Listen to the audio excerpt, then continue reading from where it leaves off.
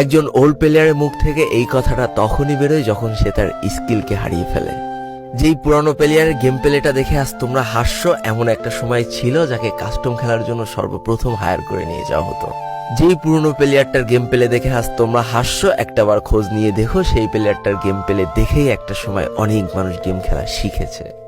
যেই ওল্ড প্লেয়ারটার খেলা দেখে আজ তোমরা তোমাদের গ্রুপে নিতেও লজ্জা পাচ্ছ, খোঁজ নিয়ে দেখো সেই ওল্ড প্লেয়ারটা কোনো একটা সময় কোনো একটা গিল্ডের লিডার বা অফিসার ছিল।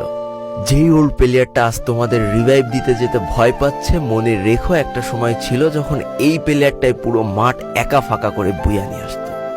যেই নতুন প্লেয়ারগুলো শুধুমাত্র ডাইনামিক ডুয়োর সাথে গেম খেলার জন্য সারা রাত জাগো, তোমরা মনে রেখো যারা ওল্ড প্লেয়ার ছিল তারা সারা রাত খালি ট্রেনিং পিটাতো নিজেদের স্কিল ভালো করার জন্য। আমি জানি আজকের দিনের যারা অন ট্যাপ মারা প্লেয়ার তারা কখনোই ফিল করতে পারবা না যে বসে জুম করে উঠে হেডশট মারার মজাটা আসলে কি ছিল। আমি জানি যেসব ওল্ড প্লেয়াররা এই গেমের থেকে হারিয়ে গিয়েছে তারা এই গেমটাকে আজও ভালোবাসে। জীবনে এমন হাজারো ওল্ড প্লেয়ার আছে যাদের ফ্রি ফায়ারই ছিল জীবনে প্রথম রাত জাগার কারণ। আমি জানি এমন হাজারো ওল্ড প্লেয়ার আছে যাদের রেজাল্ট খারাপ করারও প্রথম কারণ